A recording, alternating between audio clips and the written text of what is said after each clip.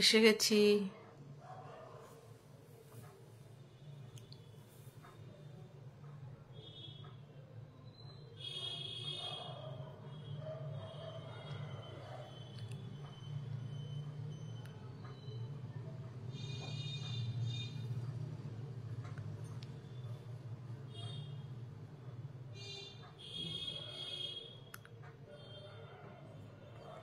কাউকে দেখতে পাচ্ছি না এখনো।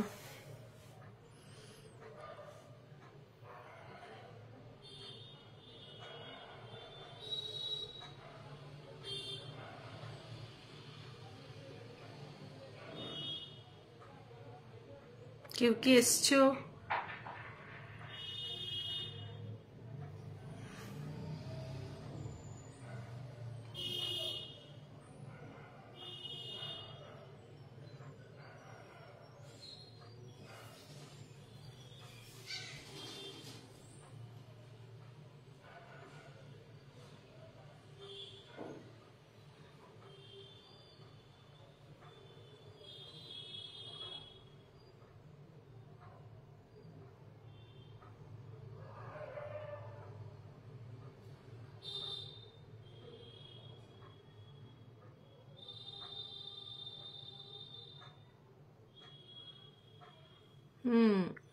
কেউ একজন এসছে, আমি বুঝতে পারছি না, এখনো দেখাচ্ছে না নামটা। একটু বলো সব ক্লিয়ার আছে কিনা।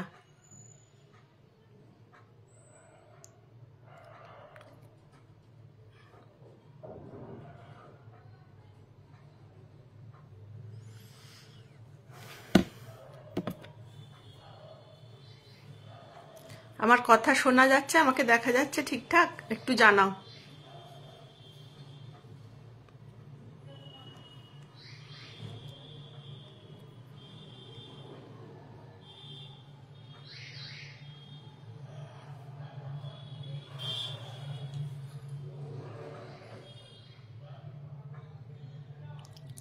আমি না, কারোর কমেন্ট এখনো শো করছে না, ওই জন্য বুঝতে পারছি না যে আমাকে ঠিকঠাক শোনা যাচ্ছে কিনা।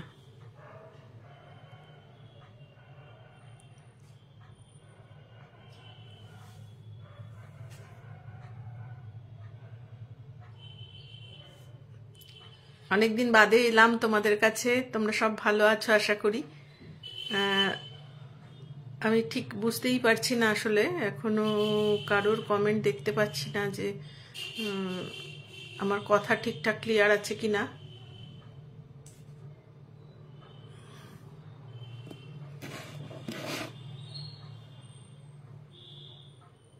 আশা করছি সব ঠিকই আছে, কারণ কোনো কমেন্ট শো করছে না।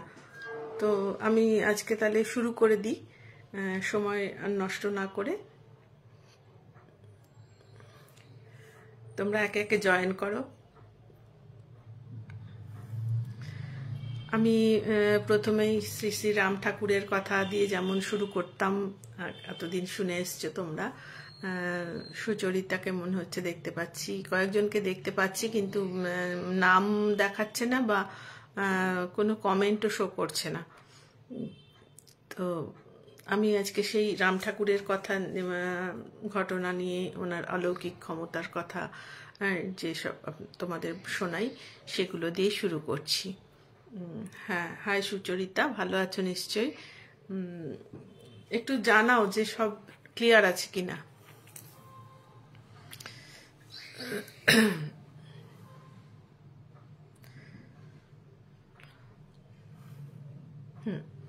আচ্ছা, তো একবার ঠাকুরের একজন শিষ্য, উনি মানে এখনো আছেন, উনি খুবই ঠাকুরের সান্নিধ্যে ছিলেন, মানে ঠাকুরকে আশ্রয় করে রয়েছেন। তা ওনারই মুখে শোনা একটি ঘটনা তোমাদের বলছি। ওনার নাম হচ্ছেন রামনারায়ণ বাবু। রামনারায়ণ বাবু একটি অফিসে চাকরি করতেন। তো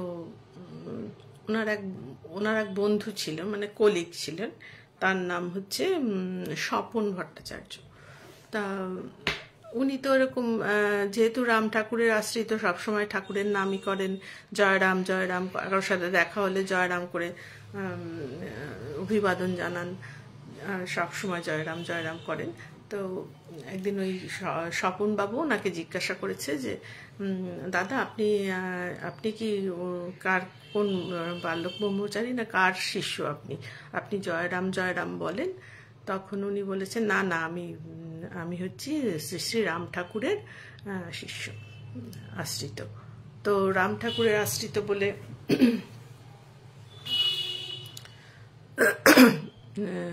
গোপা এসছে। হ্যাঁ, আমি না কারুর, তোমরা যদি কমেন্ট করেও থাকে আমি দেখতে পাচ্ছি না, দেখাচ্ছে না, কি জানি কি হয়েছে। তো উনি বললেন না আমি রাম ঠাকুরের এরকম ভক্ত, আমি ওনারই আশ্রিত। তো তখন বলছে বাহ ভালো, তো আমিও এবার থেকে জয়রাম জয়রাম বলবো। তো ঠিক আছে, জয়রাম জয়রাম উনিও বলতেন, দেখা হলেই রামনারায়ণ বাবু জয়রাম জয়রাম এরকম দেখা হতো যখন বলতেন। তো একদিন এরকম ওনারা দুজনে আসছেন ট্রেনে করে, ওনারা বোধহয় লিলুয়া বা ওই রকম উলুবেড়িয়াতে ওনাদের অফিস ছিল, আর এই ভদ্রলোক থাকেন হাওড়ায়, আর উনি থাকেন সাঁতরাগাছিতে। তো একদিন ওরকম ট্রেনে করে আসছেন, ফিরছেন আর কি, বাড়ি ফিরছেন। তো উনি সাঁতরাগাছি নামবেন, এদিকে সেদিকে তুমুল বৃষ্টি শুরু হয়েছে, প্রচণ্ড বৃষ্টি, এত বৃষ্টি যে মানে মুষলধারে যাকে বলে বৃষ্টি হচ্ছে। তো উনি বলেছেন যে দাদা আপনি স্বপনবাবুকে বলেছেন যে আপনি ছাতা আনেননি? তখন বলছে দূর, ছাতা আনিনি, ছাতা নিয়ে আমি বেরোই না। হচ্ছে সে কি, এই বৃষ্টিতে আপনি এই যে সাঁতরাগাছি নামবেন, পুরো তো ভিজে একেবারে জাবজাবে হয়ে যাবেন, তারপর আপনি আবার নেমে আবার বাস স্ট্যান্ড অবধি যাবেন, আপনি তো আজকে আর মানে সাংঘাতিক ভিজে যাবেন, আপনি ছাতা আনলেন না? তখন বলছে যে না আপনি বলেছেন না জয়রাম জয়রাম বললে সব হয়ে যায়, ঠাকুর বাঁচিয়ে দেন। আপনি বলেছেন, উনি বলেছিলেন যে জয়রাম বলেন কেন সব সময়? তখন বলছে জয়রাম বলে যদি আমি বেরোই তাহলে ঠাকুরের এমনই মহিমা, ঠাকুর কিন্তু বর্মের মতো হয়ে তোমাকে রক্ষা করেন। এই কথা শুনে উনি বলছেন যে আপনি বলেছিলেন যে বর্ম হয়ে রক্ষা করেন ঠাকুর, তো দেখি আপনার ঠাকুরের কি মহিমা, আজকে তো আমি ছাতা আনিনি, আমি দেখছি কি হয়, আমি ঠাকুরের নামে ঝাঁপ দিয়ে দেবো, এসব বলে মজা করে করেছে। তারপরে সাঁতরাগাছি আসতে তখনও তুমুল বৃষ্টি হচ্ছে, উনি নেমে গেছেন আর কি করা যাবে। তো তারপর তো উনি বাড়ি চলে এসছেন, উনিও বাড়ি চলে এসছেন, হাওড়াতে নেমেছেন, নেমে তখনও দেখছেন তখনও খুব বৃষ্টি হচ্ছে। তো তারপরে তো বাড়ি এসে ওই সব ব্যাপার ভুলে গেছেন, কে ভিজেছে কে কি হয়েছে। তো পরের দিন যাই হোক রাত্রিরে বাড়িতে সব খাওয়া দাওয়া করে ঘুমিয়ে পরের দিন সকালবেলা স্নান টান করে রেডি হয়ে আবার অফিসের জন্য, সেদিন একদম ঝরঝরে পরিষ্কার আকাশ, বৃষ্টি টিষ্টি কিচ্ছু নেই। তো ঠিক আছে, উনি তো ভুলেও গেছেন আগের দিনে কি ঘটেছে না ঘটেছে, কতটা ভদ্রলোক ভিজেছেন কি না, এইসব নিয়ে ওনার মাথা ব্যথাই নেই। উনি তো অফিস চলে গেছেন, অফিসে ঢুকেছেন, মোটামুটি কাছাকাছি টাইমে যেতেন, উনি হয়তো আগের ট্রেনটা পেয়ে গেছেন স্বপনবাবু, আর ইনি রামনারায়ণ বাবু করেছেন কি একটু পরে ঢুকেছেন। ঢুকতেই উনি দূর থেকে ওনার ডেস্ক থেকে চিৎকার করে ডাকছেন, আরে দাদা দাদা এদিকে একবার শিগগিরই এদিকে আসুন। বলছে দাঁড়ান আমি এই সবে ঢুকলাম, একটু ওয়াশরুমে যাবো, একটু করে জল টল খাই যাচ্ছি। বলছে না না না, আগে আপনি আমার কাছে আসুন, আগে আপনি আসুন, আপনার সাথে অনেক কথা আছে, এইসব বলে এমন চেঁচামেচি শুরু করেছে। তখন উনি বলেছেন ঠিক আছে আসছি, কি এমন জরুরি কথা আপনার? তখন বলছে, কাছে গিয়ে যেতেই বলছে যে দাদা কি বলবো আপনার ঠাকুরের মহিমা। বলছে কি মহিমা, কি হয়েছে? তখন বলছে যে আপনি তো বললে, আমি তো বললাম যে আমি জয়রাম বলে ঝাঁপ দেবো, তো আমি তো নেমে পড়েছি প্ল্যাটফর্মে, নেমেই দেখি এক ভদ্রলোক বড় একটা ছাতা নিয়ে, সেই ডান্ডিওয়ালা যে ছাতাগুলো আগের দিনের ছাতা হয় না, সেরকম একটা ছাতা নিয়ে দাঁড়িয়ে আছে। দাঁড়িয়ে ঠিক আমি নেমেছি ঠিক সেই সামনেটায় দাঁড়িয়ে আছে। তা আমি গিয়ে ওনার ছাতার তলায় ঢুকে পড়ে আমি বলছি যে বাবা আপনি যেন আমার জন্য ছাতা নিয়ে দাঁড়িয়ে আছেন। তা উনি বলছেন যে হ্যাঁ আসুন ছাতার নিচে আসুন। আপনি কোথায় যাবেন? বাস স্ট্যান্ডে যাবেন? ভদ্রলোক নাকি বলেছে।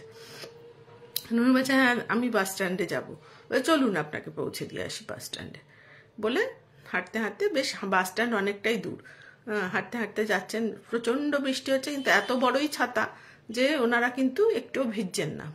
হাঁটতে হাঁটতে যখন বাস স্ট্যান্ডের কাছাকাছি এসে গেছে তখন বৃষ্টিটা মোটামুটি একদমই থেমে এসছে, তো সামান্য টিপ টিপ টিপ টিপ করে পড়ছে। তখন উনি বলেছেন যে ঠিক আছে আমার আর ছাতা লাগবে না, হ্যাঁ আমি এবার চলে যাচ্ছি। এই বলে উনি যেই পেছন ঘুরেছেন, ঘুরে দেখছেন যে ভদ্রলোক নেই, কোথাও নেই। মানে বলছেন নিমেষের মধ্যে আমি ভদ্রলোককে আর কোথাও খুঁজে পেলাম না, দেখতে পেলাম না। আমি এদিক তাকালাম ওদিক তাকালাম, অত বড় একটা ছাতা মাথায় একটা লোক গেল। আর আশ্চর্য ব্যাপার, উনি আস্তে আস্তে অনেক আমার সাথে গল্প করলেন, আমার নাম ধাম, আমি কোথায় চাকরি করি সমস্ত জিজ্ঞাসা করলেন। উল্টা আমি কিন্তু ওনার কোনো নাম জিজ্ঞাসা করার কথা মনেও আসেনি, বলিও নি, জিজ্ঞাসাও করিনি। হ্যাঁ, এবারে আমি উঠে পড়লাম গাড়িতে। তখন আমি ভাবছি যে কে সেই লোক যে আমাকে একদম ছাতা মাথায় বাস স্ট্যান্ড অব্দি এই তুমুল বৃষ্টির মধ্যে পৌঁছে দিয়ে গেল। এ তো রাম না হয়ে যায় না। তো কি অদ্ভুত মহিমা, আপনাকে আমি কি বলবো বলে ভদ্রলোক প্রায় কেঁদেই ফেলেছেন যে এরকমও হতে পারে। তো এটা ছিল একটা সুন্দর ঘটনা। আমার খুব অস্বস্তি হচ্ছে, আমি দেখতেও পাচ্ছি না, বুঝতেও পারছি না তোমরা শুনতে পাচ্ছ কিনা। যাই হোক, আচ্ছা পরের ঘটনায় যাই। ঠাকুরের আর একটা ঘটনা বলি তোমাদের। এটা হচ্ছে অক্ষয় তৃতীয়ার সময় একটি ঘটনা ঘটেছিল, বহুদিন আগের কথা বলছি। তখন ঠাকুর সশরীরে ছিলেন, জীবিত ছিলেন, তখনকার কথা। তো ফেনী বলে একটি জায়গা, বাংলাদেশের ফেনী, সেইখানে ঠাকুর একজন ভক্তের শিষ্যের বাড়িতে ছিলেন তখন। তিনি হচ্ছেন ফণীন্দ্র মালাকারের বাড়ি। তো ওনার সঙ্গে ঘটনা আমি আগেও বলেছি। সেই ফণীন্দ্র মালাকারের বাড়িতে উনি তখন ছিলেন। তো আর কিছুদিন বাদেই হচ্ছে অক্ষয় তৃতীয়া। তো এমতো সময় একজন চট্টগ্রাম থেকে এক ভদ্রলোক এলেন, শৈলেন্দ্র চক্রবর্তী নামে এক ভদ্রলোক, মানে উনিও ঠাকুরের আশ্রিত আর কি। তো সে এসে বলল যে ঠাকুর, আমি এবার ভেবেছি যে আমাদের এই চট্টগ্রামের এই বাড়িতে অক্ষয় তৃতীয়ার দিন খুব বড় করে একটা পুজো হবে, সত্যনারায়ণের পুজো হবে অক্ষয় তৃতীয়ার দিন। তা আমি চাই আপনি একটু ওই দিনকে আমার কাছে যাবেন। সকাল থেকে আমার উৎসব হবে, ওই দিন আপনার পায়ের ধুলো যদি পড়ে আমি খুব খুশি হব, এসব বলে ঠাকুরকে বলছে। ঠাকুর বলছেন আচ্ছা দেখি। কারণ এদিকে ফণীন্দ্র মালাকারের বাড়িতে কিন্তু সেদিনকে ওই অক্ষয় তৃতীয়ার দিন বিরাট বড় উৎসব হয়। হ্যাঁ, মধুমিতা এসছে। তো বিরাট বড় উৎসব হয়, তো সেই উৎসবে তো ওনাকে থাকতে হবে। উনি বলছেন আচ্ছা দেখা যাক কি হয়, আপনি ঠিক আছে আপনি যান, এরম বলেছেন। বলে তো উনি তো চলে গেছেন। এরপরে এসছেন আরো কয়েকজন এসছেন, তাদেরও বাড়িতে সব হবে, তারাও শ্রী ঠাকুরের আত্মীয়, মানে আশ্রিত। তো তারাও এসছেন, মানে যামিনী বাবু, তারপরে লাহাবাবু, মধুবাবু, প্রমথবাবু, এরকম এরা সব গাড়ি নিয়ে এসছে ইয়ের দিন, অক্ষয় তৃতীয়ার আগের দিন। এসে বলছে যে ঠাকুর গাড়ি এনেছি, আপনি চলেন আমাদের সাথে, আমার বাড়িতে থাকবেন, অক্ষয় তৃতীয়ার পুজো হবে, আপনাকে কিন্তু সেখানে যেতেই হবে। তখন বলে দেখেন কি হয়, অক্ষয় তৃতীয়ায় যাবক্ষণ দেখা যাবে, যাবো এরকম বলেছেন, কিন্তু আমি এক্ষুনি আপনাদের সাথে যেতে পারবো না। তো ওরা তো খুবই মনক্ষুণ্ণ হয়েছে, বলছে কেন ঠাকুর আপনি সকাল থেকে? বলছে ঠিক আছে আপনারা যান না, আমি দেখছি কি করা যায়, এরকম বলেছে। বলে তো ওরা তো চলে গেছেন। তো এদিকে অক্ষয় তৃতীয়ার দিন এখানে এই ফেনীতে ফণীন্দ্র মালাকারের বাড়িতে তো বিশাল আয়োজন করে পুজো টুজো হচ্ছে, সকাল থেকে নানান কিছু হচ্ছে, ভোগ রান্না, এই পুজোর গোছানো ঠাকুর সমস্ত তদারকি করছেন, করে এই 10টার 10:30টার মধ্যে পুজো টুজো হয়ে গেছে। তখন ঠাকুর বলেছেন যে এবারে আপনারা সব প্রসাদ গ্রহণ করেন, আমি একটু আমার ঘরে যাচ্ছি, আমার ঘরে গিয়ে আমি একটু বিশ্রাম করছি, আমাকে যেন কেউ এই সময় ডাকাডাকি না করে, দরজা বন্ধ করে দেন, আমি একটু বিশ্রাম করছি বলে উনি ঘরে ঢুকে গেছেন। ঘরে ঢুকে গিয়ে ওনার বিছানায় শুয়ে একদম পুরো আপাদ মস্তক মুড়ি দিয়ে, উনি যখন শুতেন ওরমভাবে শুতেন, আপাদ মস্তক মুড়ি দিয়ে শুয়ে পড়েছেন। তো উনিও দরজা বন্ধ করে দিয়ে চলে গেছেন। গিয়ে ওদিকে যত বাড়িতে লোকজন, আত্মীয় স্বজন, বন্ধু বান্ধব, পাড়াপড়শি লোকজন এসেছিল, সকলকে প্রসাদ দেওয়া, ভোগ দেওয়া, এই সমস্ত করতে করতে অনেক বিকেল বিকেল বিকেল হয়ে গেছে। তখন এসে ওনাকে ঠাকুরের ঘরে ঢুকেছে। ঢুকে এসে দেখছে যে প্রচণ্ড গরম সেদিনকে। তা ভাবছে যে ঠাকুর এইরকমভাবে মুড়ি দিয়ে শুয়ে আছেন, ঠাকুরকে একটুখানি হাওয়া করি। ঠাকুর তো বলেছেন বিশ্রাম করছেন, খুবই নিশ্চয়ই ওনার কষ্ট হচ্ছে বলে উনি বড় বড় হাত পাখাটা নিয়ে হাওয়া করছেন। এমন সময় ঠাকুর ধর্মর করে উঠে বসেছেন। উঠে বসে বলছে, কি করতেছেন আপনি, আপনি যে এখানে? তো উনি বলছেন যে না, আসলে আমার মনে হলো আমার তো সব ওদিকে হয়ে গেছে, আপনার খুব গরমে কষ্ট হচ্ছে, তাই একটু হাওয়া করতে এলাম।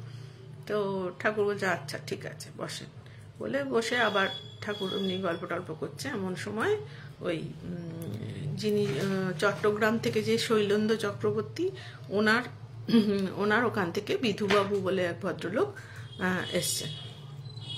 এসে বলছেন যে ঠাকুর আপনার আসতে কোনো কষ্ট হয় নাই তো? ঠাকুর বলছেন না। তখন বলছেন যে তখন এই ভদ্রলোক বলছে যে ফণীন্দ্রনাথবাবু বলছেন যে কি ব্যাপার হচ্ছে, কোথা থেকে আসতে কষ্ট হয়নি? তখন বলছে উনি গেছিলেন তো, চট্টগ্রামে গিয়েছিলেন আমাদের বাড়িতে, পুজোয় সারাক্ষণ ছিলেন, তারপরে বললেন আমারে একটু ট্রেনের টিকিট কেটে তুলে দেন তো। তো আমরা তখন ট্রেনের টিকিট কেটে ওনাকে ট্রেনে তুলে দিলাম। তাই জিজ্ঞেস করছি যে ওনার আসতে কোনো কষ্ট হয়নি তো, একা একা এসছেন? বলছে সেটা কি করে সম্ভব হয়, উনি তো এখানেই ছিলেন সারাদিন। তখন ঠাকুর মিটিমিটি হাসছেন, বলছেন তোমরা এত করে বললে আমি কি না গিয়ে থাকতে পারি? আরে ওরকম হয় হয় এরকম বলেছে। তার একটু পরেই আবার ওনারা এসেছেন, ওই যামিনীবাবু, লাহাবাবু, মধুবাবু, ওনারা এসছেন। এসে বলছেন যে ঠাকুর আপনি তো প্রসাদ না নিয়ে তড়িঘড়ি চলে এলেন, আপনারে আর দেখতেই পেলাম না, আপনি সবাইকে তদারকি করলেন, খাওয়ালেন দাওয়ালেন, নিজেই প্রসাদটা নিলেন না। তখন তো মানে ফণীবাবু আরো মানে ঘাবড়ে গেছে, বলছে সে আবার কি কথা, উনি কোথায় প্রসাদ নিতে আপনার ওখানে গেছিলেন, উনি তো এখানেই সারাক্ষণ ছিলেন। তখন ঠাকুর আবার হাসছেন, বলছেন তোমরা এত করে বললে আমি কি সেখানে না এসে পারি? ওরকম হয়, ওরকম হয়। মানে একই সঙ্গে একই সময়ে তিনি 3-4 জায়গায় ছিলেন উপস্থিত, এবং একদম সশরীরে উপস্থিত ছিলেন। কত বড় একটা আশ্চর্য ঘটনা না? সে আমরা শ্রীকৃষ্ণের রাসলীলার সময় দেখেছিলাম যে সব গোপিনীরা ঠাকুরকে চাইছেন, শ্রীকৃষ্ণকে চাইছেন, আর প্রত্যেক গোপিনী দেখছে যে শ্রীকৃষ্ণ তার সাথেই নাচছে। সেরকমই ব্যাপার, মানে বহু রূপে উনি একই সঙ্গে উপস্থিত থাকতে পারতেন। তো এরকমই একটা অদ্ভুত ঘটনা। আর একটাও ছোট্ট ঘটনা বলি ঠাকুরের, সেটা হচ্ছে রমেশবাবু বলে একজন ভদ্রলোক ছিলেন, তিনিও ঠাকুরের আশ্রিত, এবং তার মাও প্রচণ্ড ঠাকুরকে ভালোবাসতেন এবং ঠাকুর কাছে দীক্ষিত। তো ওনার ওই সবসময় বলতেন যে ঠাকুর আমি যেন শেষ সময় তোমার কাছে যেতে পারি, তুমি আমার হাত ধরে যেন শেষ সময় নিয়ে যেও তুমি। তখন ঠাকুর বলেছেন যে হ্যাঁ আপনি কেন, আপনি শুধু না, সবাইরে আমি হাত ধরে নিয়ে যাব, কেউ আপনাকে নিতে আসতে পারবে না, শেষ সময়ে আমিই কিন্তু আপনার হাত ধরবো, শুধু আপনি না, আপনার সন্তান সন্ততি, বন্ধু বান্ধব, আপনার ঘরের পোষ্য, সবাইকে আমি নিতে আসবো, এরকম করে বলতেন উনি। তো আমার আশ্রিত যারা, আমাকে যারা একবার ডাকে আমি তাদের সহায় হই, সব সময় থাকি। তো এইরকমই ওই রমেশবাবুর মা বলেছিলেন। রমেশবাবুর মা তারপরে খুব অসুস্থ হয়ে পড়েছেন, একদম শেষ সময় উপস্থিত এরকম। তো ওই সময় এক ভদ্রলোক, সে নামটা এই মুহূর্তে আমার মনে নেই, তিনি আসছিলেন, রমেশবাবুর বাড়িতেই আসছিলেন ওনার মাকে দেখবেন বলে। তো উনি হঠাৎ দেখতে পেলেন, মানে ট্রেন লাইন দিয়ে হঠাৎ দেখছেন দূরে ঠাকুর খুব হন্তদন্ত হয়ে যাচ্ছেন। তখন ও ভাবছে যে কি ব্যাপার, ঠাকুর রেল লাইন ধরে হন্তদন্ত হয়ে যাচ্ছেন আর তার পেছন পেছন রমেশবাবুর মা চলেছেন। তখন উনি ভাবছেন এ কি, রমেশবাবুর মা এত অসুস্থ, উনি ঠাকুরের পেছন পেছন কোথায় চললেন, অদ্ভুত ব্যাপার তো। বলে উনি অনেকক্ষণ ধরে হাঁ করে তাকিয়ে থাকছেন, যত দূর দৃষ্টি যায় দেখছেন যে ঠাকুরও চলেছেন আগে আগে, তার পেছন পেছনে রমেশবাবুর মা যাচ্ছেন। এরকম অবস্থা। তারপর তো চোখের নিমেষে সেটা হারিয়ে গেল। অনেক খানিকক্ষণ দাঁড়িয়ে থেকে উনি ভাবলেন কি জানি কি ব্যাপার, বুঝতে পারা গেল না তো ঠাকুর কখন এসেছিলেন, আগে যদি জানতে পারতাম একবার ঠাকুরের দেখা পেতাম। এসব ভাবতে ভাবতে উনি রমেশবাবুর বাড়িতে চলে এসছেন। বাড়িতে গিয়ে দেখেন যে কান্নাকাটির রোল পড়ে গেছে। কি না, রমেশবাবুর মা এই কিছুক্ষণ আগে গত হয়েছেন। মানে ঠিক যেই সময়টা উনি দেখতে পেয়েছেন যে ঠাকুর যাচ্ছেন আগে আগে আর রমেশবাবুর মা পেছনে পেছনে যাচ্ছেন, সেই সময়টাতেই গত হয়েছে। অর্থাৎ ঠাকুর এসেছিলেন রমেশবাবুর মাকে নিয়ে যেতে, এবং সেটা উনি দেখতে পেলেন। এইরকম মানে প্রত্যক্ষ অনেকগুলো প্রমাণ রয়েছে যেগুলো ঠাকুর কিন্তু এইভাবে শেষ সময় আসেন। যেটা তোমাদের হয়তো আমি একবার কথা প্রসঙ্গে বলেছিলাম, আমার মায়ের ক্ষেত্রেও, আমার মায়ের শেষ সময় ঠাকুর এসেছিলেন মাকে নিতে। মায়ের প্রচণ্ড বিশ্বাস ছিল যে ঠাকুরের দেখা পাবেন, এই জন্মেই ঠাকুরের দেখা পাবেন। সবসময় বলতেন যে এখনো দেখা পাইনি মানে আমি এখনো বেঁচে আছি। তারপর সত্যি এক সময় মা বললেন এ কি, কাকে দেখছি এরম বললেন। আমি বললাম মা কাকে দেখলে, ঠাকুরকে দেখলে? তখন তারপরেই মার বাকরোধ হয়ে গেল, মার কথা বলতে পারলেন না, আর শুনতে পাচ্ছেন না, কিচ্ছু না। আস্তে আস্তে আস্তে আস্তে চোখটা বুজে এলো, উনি আর বলতে পারলেন না যে কাকে দেখলেন। সেদিন সেই রাত্রিটা কেটে পরের দিন সকালেই মা চলে গেলেন। তো আমারও বিশ্বাস যে মা শেষ সময় ঠাকুরকেই বোধহয় দেখতে পেয়েছিলেন। শিল্পা দেখছো?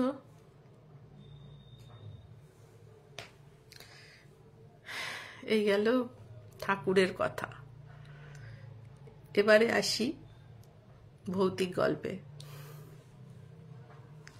আমি কারোর কোনো কমেন্ট দেখতে পাচ্ছি না, কিছু কিরকম মনে হচ্ছে যেন একাই একাই বকে যাচ্ছি, তোমরা কেউ আমার সাথে নেই এরকম লাগছে। যদিও ওপরে কয়েকজনের ছবি দেখতে পাচ্ছি, শুভ্রাদি মনে হচ্ছে দেখছে, শিল্পাকে দেখতে পাচ্ছি, মধুমিতা চক্রবর্তীকে দেখতে পাচ্ছি, কয়েকজনের নামটাও দেখাচ্ছে, মধুমিতা রায় দেখছো। আচ্ছা, তোমরা একটু সঙ্গে থেকো, অনেকদিন বাদে এলাম তোমাদের কাছে। আরো দুটো ঘটনা তোমাদের বলবো।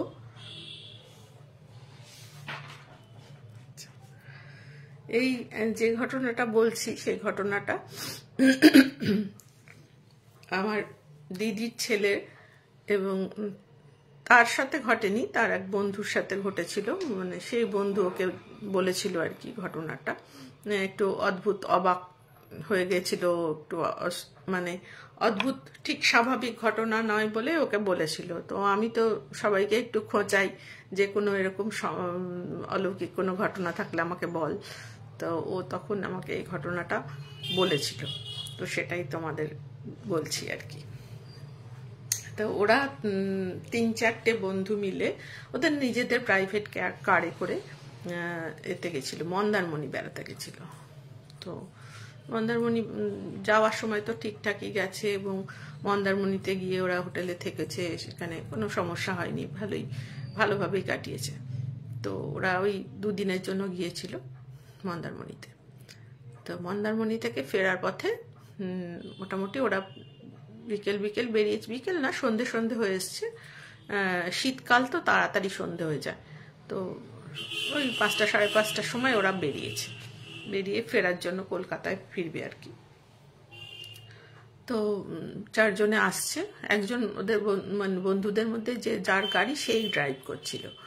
তো করতে করতে ওরা হাইওয়ে দিয়ে আসছে। এবার হাইওয়েতে অনেক জায়গায় দেখবে কোনো আলো ঠালো থাকে না, তো অন্ধকার মোটামুটি, বা গাড়ির আলোতেই আলোকিত হয় রাস্তাটা। তো ওইরকমই গাড়ির আস্তে আস্তে আসছে, ওরা নিজেরা গল্প গুজব করতে করতে মজা করতে করতে আসছে। আস্তে আস্তে আস্তে আস্তে এমন একটা জায়গায় এসেছে, দূর থেকে কিছুই দেখা যাচ্ছে না, শুধু ওই গাড়ির আলোয় যতটুকু রাস্তা দেখা যায় আর কি। সেই একটা আশপাশে পুরো জঙ্গল, ধুধু করছে রাস্তা, কোনো বাড়ি ঘর নেই, এরকম একটা অবস্থা, মানে রাস্তা দিয়ে ওরা আসছে। আস্তে আস্তে আস্তে আস্তে হঠাৎ করে একটা লোক ওদের সামনে এসে গেছে, গাড়ির সামনে। ওই যে লুকিং গ্লাসটা থাকে না, ওই লুকিং গ্লাসটার মধ্যে ধাক্কা মেরেছে লোকটা। কিরকম একটা টলতে টলতে আসছে লোকটা, মনে হচ্ছিল ড্রাঙ্ক। তো ধাক্কা মেরে লুকিং গ্লাসটার মধ্যে ধাক্কা লেগে, চাকা ঠাকায় লাগেনি বা গাড়িতেও ধাক্কা লাগেনি, লুকিং গ্লাসটা জাস্ট লোকটাকে ছুঁয়ে গেছে আর কি। তাতে লোকটা হুড়মুড় করে উল্টে পড়েছে রাস্তার মধ্যে। তখন ওরা একটুখানি সামনে গিয়েই ব্রেক কষেছে গাড়িটা, মোটামুটি খুব একটা স্পিডে আসছিল না গাড়ি। তা যাই হোক, ওরা থেমে গেছে গাড়িটা নিয়ে। থেমে গিয়ে ওরা বলছে, দেখ দেখ কি হলো, কিছু আবার হলো না তো, লোকটা আবার বেঁচে টেচে আছে তো, পড়ে তো গেল, মানে গাড়ির সাথে কিছুই হয়নি সেরকম। আর এরকম আচমকা এসে গেল, আগের থেকে তো কিছু বুঝতেই পারা যায়নি যে একটা লোক আসছে, অন্ধকার থেকে কোথা থেকে অন্ধকার ফুঁড়ে লোকটা উঠে এলো আর এরকম ধাক্কা খেলো লুকিং গ্লাসটাতে। চল দেখি, আমরা নামি বলে ওরা নেমে পড়েছে। নেমে পড়ে বেশ অনেকটাই এগিয়ে গেছে গাড়িটা, স্পিড কমিয়ে করতে করতে অনেক খানিকটা এগিয়ে গেছে, বেশ খানিকটা, মোটামুটি এই 200 মিটার মতন এগিয়ে গেছে। তারপর ওরা গাড়িটাকে একটা সাইড করে দাঁড় করিয়ে আস্তে আস্তে পেছন দিকে দেখতে গেছে, টর্চ মেরে, মোবাইলে টর্চ জ্বালিয়ে চারজনেই নেমে পড়েছে। নেমে পড়ে খুঁজছে কে কার সাথে এরকম হলো। তো হাই জুলিয়া, তাপসী। তো ওরা দেখতে গিয়ে দেখছে কি কোথাও নেই কেউ, মানে একটা লোকটা যে পড়ে গেল, ওরা দেখলো লোকটা পড়ে গেছে, সে নিমেষের মধ্যে উঠে তো কোথাও ভ্যানিশ হয়ে যেতে পারে না, কত দূর আর যাবে। তো ওরা অদ্ভুত অবাক হয়ে গেল যে কি হলো ব্যাপারটা, লোকটা এলো, ধাক্কা খেলো, পড়ে গেল, হ্যাঁ, কিন্তু এর মধ্যে নেই, এটা কখনোই সম্ভব, এটা কি করে সম্ভব হতে পারে। ওরা বলছে কি জানি, দেখ মাতাল লোক, হয়তো পড়ে গিয়ে উঠে আবার জঙ্গলের মধ্যে কোথাও চলে গেছে নাকি, আমরা হয়তো খেয়াল করিনি, এতটা রাস্তায় গিয়ে গেছি, তাই হবে হয়তো। যুক্তিবাদী মন তার সব ভাবে না যে এটা অন্য কিছু হতে পারে। তো ওরা এটাই ভেবেছে যে হয়তো লোকটা পড়ে গিয়ে সামলে গেছে এবং উঠে জঙ্গলের দিকে চলে গেছে কোথাও, আর কি হতে পারে এই ভেবে ওরা তো আবার স্টার্ট করেছে গাড়ি। তো চলতে চলতে যাচ্ছে যেতে যেতে যেতে যেতে দেখছে একটা জায়গায় বেশ খানিকটা এগিয়ে এসছে, সেখানটা আলো ঠালো ছিল। তো সেইখানটা দেখছে প্রচুর লোকের জটলা। তো কি হয়েছে মানে জ্যাম হয়ে গেছে একদম, রাস্তাটা একদম জুড়ে পুরো অনেকগুলো গাড়ি দাঁড়িয়ে গেছে। তখন ওরা নেমে পড়ে জিজ্ঞেস করছে কি হয়েছে, বলছে এখানে একটা অ্যাক্সিডেন্ট হয়েছে। সে কি ব্যাপার, কি ব্যাপার হলো? তখন বলছে যে ওই একটা গাড়ি একটা লোককে, একটা মাতালকে মেরে দিয়ে পালিয়ে যাচ্ছিল, সব কাছাকাছি গ্রামের লোকেরা সব ধরে মানে খুব করছে, ঝামেলা হচ্ছে সেখানে, পুলিশও এসে যাবে, লোকটা বোধহয় বেঁচে নেই, এরকম ব্যাপার। তো ওরা তখন এগিয়ে গিয়ে ভিড়টি ঠেলে এগিয়ে যেতে গিয়ে দেখছে যে একটা মানে ড্রাইভারটাকে বোধহয় ধরেছে, ওরা সব ধরে খুব চেঁচামেচি হচ্ছে, এক্ষুনি পুলিশে ডাকবো, এক্ষুনি, আপনি দেখে চালাচ্ছিলেন না, আপনার স্পিড বেশি ছিল, এই সেই একটা লোকের জীবনের মূল্য নেই কোনো, আর তার মধ্যে আপনি পালাচ্ছিলেন, এইসব বলে খুব ঝামেলা হচ্ছে।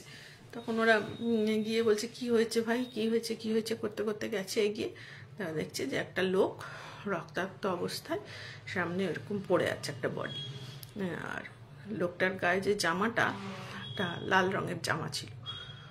ওরা অবাক হয়ে গেল যে যেই লোকটা ওদের সেই লুকিং গ্লাসে ধাক্কা লেগে পড়ে গেছিল, তার জালমাটাও লাল ছিল। তো ওরা চারজনে ওদের মুখ চাওয়াচাই করছে যে কেসটা কি হলো বলতো, এইরকম একটা লোকই তো আমাদের গাড়িটাতে এরকম ধাক্কা মেরে চলে গেল, তাহলে কি হলো। ওরা তখন আর কি করবে, ওরা চুপি সারে আস্তে আস্তে করে ভিড় থেকে চলে এলো, এসে গাড়িতে উঠলো। খানিকক্ষণ বাদে পুলিশ টুলিশ এসে ওই সমস্ত ভিড়টি সরিয়ে ডেড বডি নিয়ে চলে গেল আর কি, রাস্তাটা ক্লিয়ার হয়ে গেল। ওরা তখন আস্তে আস্তে বাড়ির দিকে চলে এলো, মানে আসতে লাগলো। রাস্তায় ওরা নিজেদের মধ্যে এটাই বলা বলি করছিল যে এটা কি কোনো স্বাভাবিক ঘটনা, তাহলে কি ওই লোকটাই ওরকম ভাবে, ওর আত্মাটাই আমাদের গাড়ির সাথে ওরকম ভাবে ধাক্কা মেরে বেরিয়ে যাচ্ছিল, না কি হতে পারে। ঠিক একই রকম জামা পরা একটা লোক ঠিক ওদের গাড়িতে ওরকম ধাক্কা মেরে বেরিয়ে গেছে, মাতাল একটা লোক, এরাও বলছিল মাতালই ছিল লোকটা। তাহলে কি ওর অশরীরী আত্মাটাই আমাদের গাড়ির সামনে দিয়ে আর একবার করে ক্রস করছিল, যেটা আমরা দেখতে পেলাম। তা নাহলে ওর বডিটাই বা গেল, ও যে পড়ে গেল আমাদের গাড়ির সামনে, তাহলে ওর বডিটাই বা গেল কোথায়।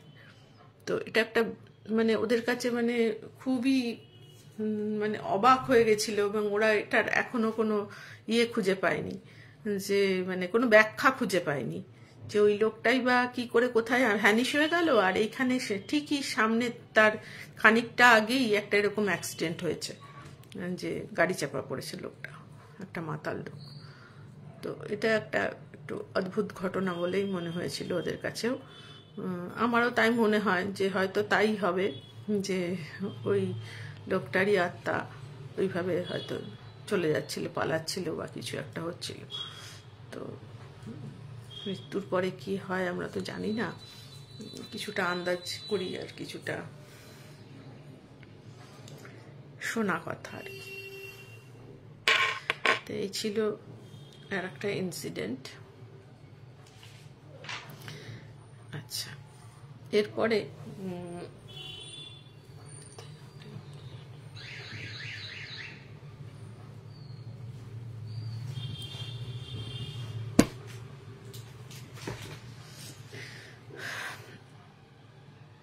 মৌমিতা এসছো, জুলিয়া তো এসছে দেখতে পাচ্ছি। আচ্ছা, সবাই ভালো আছো তো? অনেক দিন বাদে তোমরা সব এলে, আমার লাইভ দেখছো, খুব ভালো লাগছে আমারও। কিন্তু কারোর কোনো কমেন্ট কিচ্ছু দেখতে পাচ্ছি না, এটাই খুব দুঃখের ব্যাপার। যাই হোক, আচ্ছা, এরপরের আর একটা ঘটনা তোমাদের বলি আজকে। সেই ঘটনাটা হলো, এটা আমার এক দিদির বান্ধবীর আর কি বাড়ির ঘটনা। এর শিবপুরের মধ্যেই থাকে। দিদি আমার নিজের দিদি নয়, আমার নেবার আর কি, তার বন্ধুর বাড়ির ঘটনা। তো সেই বাড়ির ঘটনা বলতে গেলে প্রথম থেকে একটুখানি বাড়ির অবস্থাটা বলতে হবে। আমার এই বাড়ি থেকে সেই বাড়িটার দূরত্ব খুব একটা বেশি নয়, বাড়িটা কিন্তু এখনো আছে। তো ওরা হচ্ছে ওর বান্ধবীরা, দিদির বান্ধবী, তার নাম হচ্ছে তপতি। তপতিদিরা হচ্ছে 2 বোন 2 ভাই আর বাবা মা, তপতির বাবা আর মা। তো এই ছিল ওদের সংসার। তো ওদের একটা দোতলা বাড়ি আছে, পুরনো দোতলা বাড়ি, এখন পুরনো হয়ে গেছে। যখন তৈরি হয়েছিল বাবার আমলে, তখন বাড়িটা তো নতুনই ছিল, নিজেরাই বানিয়েছিল, কোনো পোড়ো বাড়ির ঘটনা নয়। তো ওইখানে ওরা বসবাস করত। প্রথমে বড় 2 ছেলে, তারপর পরপর 2 মেয়ে। তো প্রথম বড় মেয়ে হচ্ছে ওই তপতিদি, আর তপতিদির বোন হচ্ছে বুড়িদি। বুড়ি আর তপতি মানে ওদের ডাক নাম বুড়ি, ভালো নামটা আমি ঠিক জানি না। আর তপতিদির 2 দাদা। তো ওরা ভালোই ছিল। তো তপতিদির বাবা মারা গেলেন, ওরা বেশ বড় হয়ে গেছে যখন 2 ভাই চাকরি বাকরি করছে। আর 2 বোনের 2 ভাই তো বড়, বোনরা তখন পড়াশোনা করছে স্কুলে, ছোটটা স্কুলে পড়ে আর বড়টাও প্রায় স্কুল পাশ করে ওই ফার্স্ট ইয়ারে পড়ে, এরকম অবস্থা। তো সেই সময় ওদের বাবা মারা যান। তো ওই দুই ভাই মিলে কোনো মতে সংসার চলছে। বড় ভাই তখন চাকরি পেয়েছে, আর মেজোটা বোধহয় চাকরির জন্য, মানে ছোট ভাই বোধহয় চাকরির চেষ্টা করছে, এরকম একটা অবস্থা। তো ওরা থাকে ওপরের তলায় দুই ভাই থাকে, আর নিচে মা আর দুই বোন থাকে। বাবা তো চলে গেলেন, মারা গেলেন। এর মধ্যে ওই ওর মা বলছেন যে তাহলে ছেলের এবার বিয়ে দিই, বড় ছেলের বিয়ে দেবো করে সম্বন্ধ দেখা শুরু করেছেন। তো সম্বন্ধ দেখতে দেখতে সম্বন্ধ করে একটি মেয়ের সন্ধান পাওয়া গেছে, সেখানে বিয়ের জন্য যোগাযোগ হয়েছে। তো যাই হোক, বিয়ে হয়েছে। কিন্তু বিয়ে হলে কি হবে, সেই বউটি একদমই মানে মানিয়ে নিতে পারতো না ওদের সাথে। সব সময় কিছু না কিছু নিয়ে ওদের সাথে সংঘাত লেগেই ছিল। হ্যাঁ, কাউকেই সে শ্বশুরবাড়ির কাউকেই সে আপন করে নিতে পারেনি, এমনকি নিজের হাজবেন্ডকেও নয়। তো সে কি করতো জানি না, সে কোনো তন্ত্রমন্ত্র করতো বা ব্ল্যাক ম্যাজিক বা কিছু একটা করতো হয়তো। মানে সে তো কারোরই ভালো চাইতো না। বিভিন্ন তান্ত্রিকের সাথে তার ওঠা বসা ছিল, এরকম একটা মেয়ে আর কি বাড়িতে এলো। সেই বাড়িতে ও আসার পর থেকেই কিরকম সমস্ত কিছু যেন পাল্টে যেতে থাকলো। মানে বাড়ির পরিবেশটা সেই রকম আর নয়। বাড়িটা আগে যেমন একটা আনন্দের পরিবেশ ছিল, সেই পরিবেশটা আস্তে আস্তে নষ্ট হয়ে যেতে লাগলো। হ্যাঁ, সবসময় একটা ঝগড়াঝাটি, অশান্তি, মন কষাকষি, এরকম একটা পরিবেশ। আর সে যেন কেউই ভালো থাকতো না, খুবই অশান্তির পরিবেশ। তা কিন্তু একসাথেই থাকতো সবাই, আলাদা হয়ে যায়নি। কারণ ওই বড় ভাই তখন রোজগারেই তো সংসারটা চলছে। তো সেই জন্য ওরা বেশি ওই বৌদিকে ঘাটাতেও না, যদি এবার অশান্তির চোটে বড় ভাই ওদের থেকে চলে যায় দূরে, সেসব। তো এরকমই চলতে চলতে হঠাৎ, কিন্তু বড় ভাইয়ের সাথেও যে বৌদির খুব বনিবনা ছিল তেমনটাও নয়, হাজবেন্ডের সাথেও বনিবনা ছিল না। তো হঠাৎই একদিন, মানে কোনো কথা নেই বার্তা নেই, হাজবেন্ডের একটা অ্যাক্সিডেন্ট হলো। সে একটা গাড়ি থেকে নামতে গিয়ে পড়ে গিয়ে তার পা জখম হয়ে গেল, পা ভাঙলো, এবং এমন জায়গায় একটা ঘায়ের মতন হলো, সেটা থেকে আস্তে আস্তে গ্যাংরিন হয়ে গেল। গ্যাংরিন হলে দেখায় মানে অঙ্গ কেটে বাদ দিতে হয়। সেরকম কাটতে কাটতে ওর একটা পা চলে গেল, ওর চাকরি চলে গেল। হ্যাঁ, ইতিমধ্যে ছোট ছেলেটাও চাকরিতে ঢুকেছে। এবার ছোট ছেলের আয়ে আর ওই ভদ্রলোক তো একদম বসে গেল। যেহেতু সরকারি চাকরি করতো না, সেহেতু কিছু টাকা পয়সা এককালীন দিয়ে ওকে বসিয়ে দেওয়া হলো। ওইভাবেই চলতে লাগলো সংসার। কিন্তু বড় ভাইও বাঁচলো না, বেশ কিছুদিন বাদে বড় ভাই মারা গেল। তাতে যেন ওই বউটির দাপট আরো বেড়ে গেল। সে তখন তার কথায় তার দেওরকে উঠবোস করায়, দেওরের মানে যা বলে দেওরকে, সবাইকে যেন একটা কিরকম হিপনোটিজম করে রেখে দিয়েছিল বাড়িতে। হ্যাঁ, ওর কথায় সব চলবে, ওর কথায় উঠবে বসবে, এরকম ব্যাপার স্যাপার। খুব খারাপ অবস্থা। মানে বাড়ির যে পরিবেশটা অত্যন্ত খারাপ। ওরা যখন যেত, আমার দিদি যখন ওর বান্ধবীর কাছে যেত, বান্ধবী ঘরের মধ্যে নিয়ে বসাতেও চাইতো না, বলতো চল চল বাইরে গিয়েও কথা বলবো আমরা। মানে ঘরের মধ্যে কোনো কথা বলা যেত না, কিছুই বলা যেত না। হ্যাঁ, একটা অদ্ভুত একটা, বুঝতেই পারছো কিরকম পরিবেশ তৈরি হয়েছে। তো এরকম চলতে চলতে বছর তো চলতে লাগলো। তখন ওর মা বললো যে, ছোট ছেলেকে বলছে যে তুই বিয়ে কর, তুই এবার বিয়ে কর, অনেক এবার তোর পরপর দুটো বোন আছে, ওদেরও তো বিয়ে থা দিতে হবে, তুই বিয়ে কর। এবার তপতি দিয়েও আস্তে আস্তে একটা চাকরি পেল। এই সাধারণই চাকরি, কিন্তু যাই হোক পেল। তো তাতে একটুখানি সচ্ছলতা এলেও ওই যে মহিলা, সে কিন্তু কোনোভাবেই ওদেরকে কোনো টাকা পয়সা নিজেদের মতন করে খরচা করতেও দিত না, কিছুই না। ওর সব কুক্ষিগত করে রেখে দিয়েছিল। আর দেওরকে তো মানে এবার যেই দেওরের বিয়ের কথা শুরু হলো, ও সমানে ভাঙচি দিতে লাগলো। প্রত্যেকটা সম্বন্ধ আসছে আর ভেঙে যাচ্ছে, এরকম পরিস্থিতি তৈরি হলো। আর এর মধ্যেই কিছু কিছু উপদ্রব দেখা দিল বাড়িতে, অন্য রকমের। মানে কেউ একটা ওদের বাথরুমটা ঘরের লাগোয়াই বাথরুম, কিন্তু একটা রান্নাঘর ছিল, রান্নাঘরের পেছনে একটা দরজা ছিল, সেই দরজাটা খুলে যেতে হতো বাথরুমে। সেই দরজাটা খুলে হঠাৎ করে খুলেছে, দেখছে কেউ যেন শাট করে একটা সরে গেল, আর একটা ছায়া সরে গেল। কিছু কিছু সময় মানে হঠাৎ মাঝরাত্রিরে বাসন ঝনঝন ঝনঝন করে বাসন পড়ার শব্দ। রান্নাঘরে দৌড়ে গিয়ে দেখছে যে কিছুই বাসন পড়েনি, সব ঠিকঠাক আছে। এইরকম ধরনের উপদ্রব নানান কিছু হতে চাইল। মাঝে মাঝে কিছু একটা ছায়া যেন সরে সরে যায়, হ্যাঁ, হঠাৎ করে অন্ধকার হয়ে যায় ঘর বাড়ি। কোনো সব জায়গায় আলো জ্বলছে, ওদের বাড়িটা হঠাৎ করে দপ করে আলো নিভে গেল, হ্যাঁ, কোনো কারণ ছাড়া। আবার আপনা থেকেই আলো এসে গেল। এরকম সব নানান কিছু অদ্ভুত অদ্ভুত উপদ্রব শুরু হয়ে গেছিল বাড়িতে। সেটা কিসের জন্য, মানে ও ব্ল্যাক ম্যাজিক করতো বলে, নাকি অন্য কিছু, নাকি ওর ভাইয়ের বিদেহী আত্মা আসতো এসে কিছু জানাতে চাইতো, ওরা ঠিক বুঝতো না। এদিকে মায়ের অবস্থা খুব খারাপ। অত বড় ছেলে একটা মারা গেছে, তিনি তো দুঃখে খুবই কাতর। যাই হোক, এর মধ্যেই ছোট ছেলের বিয়ের জন্য খুব ব্যবস্থা করার চেষ্টা করছেন, করে কিছুতেই কোনো বিয়ের সম্বন্ধ ইয়ে করে উঠছে না। তখন ওই তপতিদি করেছে কি, একজন আমাদের এখানেই একজন সাধু থাকেন, মানে ইয়ে জগন্নাথের মন্দির আছে, সেখানে উনি একজন আছেন যে একটু গণনা টণনা করতে পারেন, ওনার একটু ক্ষমতা আছে আর কি। তা ওনাকে গিয়ে বললো যে এরকম আমার দাদার বিয়ের জন্য যত সম্বন্ধ আসছে সবই ভেঙে যাচ্ছে, কেন এরকম হচ্ছে আপনি একটু বলুন।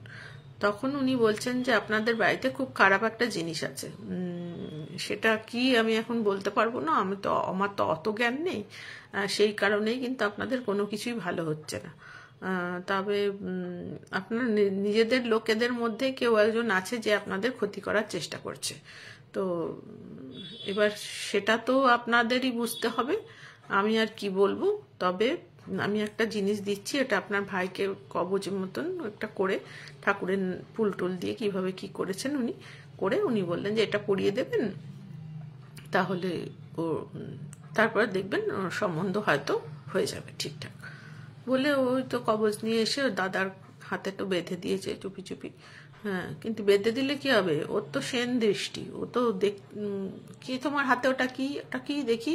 হ্যাঁ, তো ও কিছুতেই দেখাতে চায়নি, লুকিয়ে রেখে দিয়েছিল, খুলতেও চায়নি। যাই হোক, এর মধ্যে একটা বিয়ের সম্বন্ধ এসছে এবং সত্যি সত্যি বিয়েটা মোটামুটি ঠিক হয়ে গেছে, ওটার ভাঙার মতন অবস্থায় নেই। মানে এবার বিয়েটা হবেই, দিনক্ষণ সব ঠিক হয়ে গেছে বিয়ে। এর মধ্যে একদিন হঠাৎ করে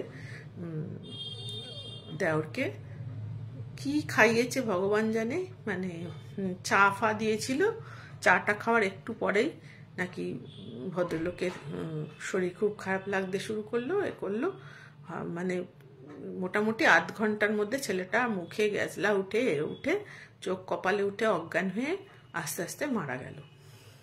বাড়িতে তো কান্নার রোল পড়ে গেল, কি হয়েছে, কি খাইয়েছে। হ্যাঁ, তারপরে ওই বৌদি ডাক্তার ডেকে আনলো, তার নিজস্ব ডাক্তার আর কি, তাকে মানে টাকা পয়সা খাইয়ে একটা ডেথ সার্টিফিকেট বার করে রাতারাতি দাহ করে দেওয়া হলো। মানে তার যে কি ক্ষমতা ভগবান জানে, কিছুই ধরা পড়লো না, কোনো ময়না তদন্ত হলো না, কিচ্ছু হলো না। ডাক্তার লিখে দিল কার্ডিয়াক অ্যারেস্ট, এই সমস্ত লিখে ছেলেটা মারা গেল। ছেলেটা মারা যেতে তো মায়ের অবস্থা আরো কাহিল হয়ে গেল। জলজান্ত ছেলে, হঠাৎ করে কোনো রোগ না অসুখ না, হঠাৎ করে এরকম মারা গেছে। মানে বোঝাই যাচ্ছে যে এটা মানে খুন ছাড়া আর কিছুই নয়, কোনোভাবে ওকে মেরে ফেলা হয়েছে। তো খুব বাড়ির পরিস্থিতি একেবারে সাংঘাতিক অবস্থা হয়ে গেল। তখন কি আর করা যাবে, এবার দুই বোন তো তথস্থ হয়ে আসতো, একে একে মারছে সবাইকে। মানে কি চাইছে এই মহিলা, কেনই বা এরকম করছে, ওরা কিছুই বুঝে উঠতে পারলো না। ওই বাড়িতে তো কাউকে আনা যায় না, কাউকে কোনো যে জ্যোতিষী বা ভালো কোনো তান্ত্রিককে এনে এসব দেখাবে, বাস্তু কিছু খারাপ হয়ে গেছে কি না, কোনো কিছু সেসব করার তো কোনো উপায়ই নেই মহিলার জন্য। এরকম চলতে চলতে মা তো শয্যা নিয়ে নিল একদম, আর মানে একেবারে শয্যাশায়ী। দুই বোন, ওই ছোট বোনটা তখন পড়াশোনা শেষ করেছে, ও চাকরি বাকরি পায়নি, আর ওদের বিয়ের কথায় কেই বা ভাববে, এই তো পরিস্থিতি তৈরি হলো। আর ও একটা সামান্য চাকরি করে, সেই কোনো মতে চলছে আর কি। কিন্তু বৌদি কিন্তু বহাল তবিয়তে আছে, ওর যে কোথা থেকে ও টাকা পায়, ওর যে কি আছে টাকা পয়সার সোর্স, ওরা কিছুই জানে না। এরকম করতে করতে একদিন মাও চলে গেল।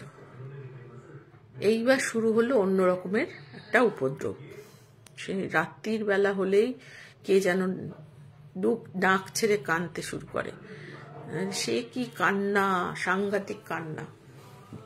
তো ওরা মানে দুই বোন রাতে ঘুমোতে পারে না, ঠক ঠক করে বসে দুজনে দুজনকে জড়িয়ে ধরে বিছানার মধ্যে বসে মানে কাঁপতে থাকে ভয়ের চোটে।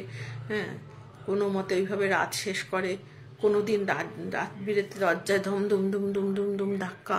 হ্যাঁ, সব কিছুতেই সেই হনুমান চালিসা পড়ছে এই করছে, এই সব করে করে কোনো মতে মানে রাতের পর রাত ওদের উপদ্রবের শেষ নেই। কখনো দেখছে কোনো একটা ছায়া সরে যাচ্ছে, কখনো এরকম দরজায় তুমুল ধাক্কা মারছে, কখনো দেখছে কেউ ডাক ছেড়ে কাঁদছে। এরকম চলতে শুরু করেছে। করতে করতে করতে করতে মোটামুটি বছর দুয়েক এইরকম উপদ্রব সহ্য করেছে ওরা। রাত্রিবেলা ওরা মানে তাড়াতাড়ি করে রান্না একটুখানি যা হোক করে নিজেদের মধ্যে, তখন আর বৌদির সাথে ওরা খাওয়া দাওয়া করতো না। বৌদি ওপরে ওর মতো থাকতো, আর ওরা দুই বোনে নিচে থাকতো নিজেদের মতন করে। বলে দিয়েছে আমি এসব তোমাদের দায়িত্ব নিতে পারবো না, যা পারো করো। হ্যাঁ, এইসব বলে দিয়েছে। তো ওরা বেঁচেছে যে ঠিক আছে, তোমার কোনো দায়িত্ব নেওয়ার দরকার নেই, কে বলেছে তোমাকে দায়িত্ব নিতে। তো ওরা নিজেরাই একটু যা হোক করে রান্না করে খেয়ে নেয়। আর সারাটা দিন যখন বেরিয়ে যায় বড় বোনটা, ছোট বোনটা বলে বিছানার মধ্যে সে ট্রমাটাইজড হয়ে গেছে। সে একেবারে বিছানায় বসে ঠকঠক করে কাঁপে, মাঝে মাঝে অজ্ঞান হয়ে যায়, এরকম অবস্থা ছোট বোনটা। তো একদিন ওই তপতিদি রাত্রিবেলা ঘুমিয়ে পড়েছে দুই বোনে। তো হঠাৎ তপতিদির ঘুম ভেঙে গেছে একটা আওয়াজ শুনে। দরজায় টক টক, অন্য দিনের মতো দুম দুম দুম দুম আওয়াজ না, টক টক করে কেউ একটা টোকা মারছে। আর ওই যে দাদা ছিল যে ছোটদা আর কি, সেই ছোটদার গলায় কেউ যেন ওকে ডাকছে, তাপু তাপু করে। তো ও না ঘুমের ঘোরে ও ভেবেছে ওর মার মাথায় নেই যে দাদা নেই। হ্যাঁ, ওর মনে হচ্ছে দাদাই ডাকছে ওকে। ও উঠে পড়েছে। উঠে পড়ে সোজা সেই সম্মোহিতের মতন আস্তে আস্তে গিয়ে সদর দরজার কাছে গিয়ে দরজাটা খুলেছে। যেই দরজাটা খুলে তখন ওর মনে হয়েছে এই মা, আমি দরজা খুললাম যে দাদা তো নেই, দাদা তো আমায় ডাকতে পারে না, অসম্ভব ব্যাপার, কি হলো? তার মানে ওর মনের মধ্যে তাহলে তো নিশ্চয়ই একটা কিছু ভৌতিক ব্যাপার ঘটছে আমার সাথে। বেশ ভয় পেয়ে গেছে। গিয়েও তাও ও উঁকি মেরে দেখছে বাইরে যেমন একদম রাস্তার উপরের গলির মধ্যেই বাড়িটা, ওখানে একটা স্ট্রিট লাইটও থাকে সবসময়। স্ট্রিট লাইটটা এসে পড়েছে। ও চারদিক দেখছে যে কেউ কি আছে, অন্য কেউ ডাকতে পারে, পাড়ার লোকজনও হতে পারে, আমি হয়তো ভুল শুনেছি, দাদার মতন গলা শুনেছি। তো এদিক ওদিক দেখছে না, কেউ কোথাও নেই। ও তখন দরজাটা দিয়ে জাস্ট ঢুকে দরজাটা বন্ধ করবে বলে পেছন ঘুরেছে, যেই ও একটা প্রবল ধাক্কা খেয়েছে। ও ছিটকে পড়েছে, পড়ে কপাল টপাল কেটে ওইখানে অজ্ঞান। আর ওর ওই মানে আওয়াজে ওর ছোট বোনের ও ঘুম ভেঙে গেছে। সে তাড়াতাড়ি উঠে লাইট জ্বালিয়ে দেখছে যে দিদি এরকম পড়ে গেছে, মাথা টাথা পেটে রক্তারক্তি কাণ্ড। তখন ও চিৎকার করে পাশের বাড়িতে চিৎকার করেছে, কে কোথায় আছো, একবার এসো। ওর চিৎকার শুনে পাশের বাড়ির সব লোকজন দৌড়ে এসছে। সে বলছে এরকম দিদি পড়ে গেছে, শিগগিরই একটু ডাক্তার ডাকুন। এত রাতে আর ডাক্তার কোথায় পাবে? দেখছে জ্ঞানও আসছে না, চোখে মুখে জলের ছিটে দিয়েছে, করেছে, কিছুতেই জ্ঞান ফেরাতে পারেনি। তখন একটা পাড়ারই একজনের গাড়ি ছিল, সে বললে এক্ষুনি ওকে তাহলে হসপিটালে নিয়ে যেতে হবে। তাহলে বলে ওরাই ধরাধরি করে হসপিটালে নিয়ে গেছে। নিয়ে গিয়ে ওকে ভর্তি করেছে হসপিটালে। ভর্তি করার পর ওর ট্রিটমেন্ট শুরু হয়েছে। তারপরে ওর একটু একটু করে জ্ঞান এসছে। জ্ঞান আসার পর তখন সবাই জিজ্ঞেস করেছে যে কি হয়েছিল, কি করে পড়ে গেলে তুমি? তখন ও বলেছে যে তখন ও ঘটনাটা বলেছে যে আমি এরকম ডাক শুনে দাদার মতন গলায় আমাকে কেউ ডেকেছিল, আমি ডাক শুনে বাইরে গেছিলাম, গিয়ে এরকম আমাকে মনে হলো কি যেন পেছন থেকে প্রচণ্ড জোরে ধাক্কা মেরেছে, সেই ধাক্কাতে আমি পড়ে গেছিলাম। এই কথাগুলো বলেছে। বলার পরও কিন্তু ও বলতে বলতেই ও আবার জ্ঞান হারিয়ে ফেলেছে। এবং ওখানে ওই রকম অবস্থায় ও 7 দিন মতন বেঁচে ছিল, তারপরে মেয়েটি মারা গেল। মানে খুবই মর্মান্তিক। কি হয়েছিল, কেন এরকম হলো, সারা বাড়িটা কিরকম একটা অভিশপ্ত বাড়ি হয়ে গিয়েছিল যে বলার কথা না। এখনো আছে, কিন্তু ওই ছোট বোন এখনো আছে, কিন্তু ছোট বোনটা এখন আর মানে কারোর সাথে মেশে না, কিছু না। বৌদিও আছে বাড়িতে। এখন হয়তো ছোট বোনটার মরার অপেক্ষা, তারপরে তো বাড়িটা ভাড়া দেবে বা প্রমোটারকে দিয়ে কিছু করাবে বা কিছু, জানি না ওর প্ল্যান। কিন্তু বোনটা এখনো বেঁচে আছে, তারও ভালো বয়স হয়ে গেছে, এখন প্রায় 60-এর কাছে বয়স তার। তো সে ওই ওরমভাবেই আছে। মানে সে 60 বছর বয়স হলে কি হবে, দেখতে পুরো মনে হবে যেন 80 বছর বয়স হয়ে গেছে। চুল টুল পেকে একেবারে জীর্ণকায় শীর্ণ শরীর হয়ে গেছে। আর ওইরমভাবে থাকে, কি খায় না খায় কেউ জানে না। কেউ আর কে খোঁজ নেবে, খোঁজ নেওয়ার মতন সাহসও কারণ নেই। সেই বৌদির জ্বালায় ওই বাড়িতে আর কেউ মানে কাঁকছিল ঢোকে না, এরকম অবস্থা। তা এইভাবে একটা বাড়ি, এটা অলৌকিক না ভৌতিক, নাকি তন্ত্র সাধনার ফল, ব্ল্যাক ম্যাজিক, কিছুই বোঝা গেল না আর কি। কিন্তু ফ্যামিলিটা এইভাবে ধ্বংস হয়ে গেল।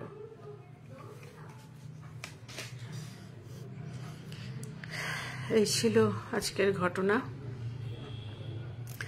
আজকে আমি এখানেই শেষ করছি, আবার খুব শিগগির দেখা হবে তোমাদের সাথে। কেমন লাগলো পরে নিশ্চয়ই তোমরা কমেন্ট করেছো, আমি কিছুই আজকে দেখতে পেলাম না এই মুহূর্তে। আমি পরে দেখব এবং সবার কমেন্টের উত্তর দেব। সবাই ভালো থেকো, গুড নাইট।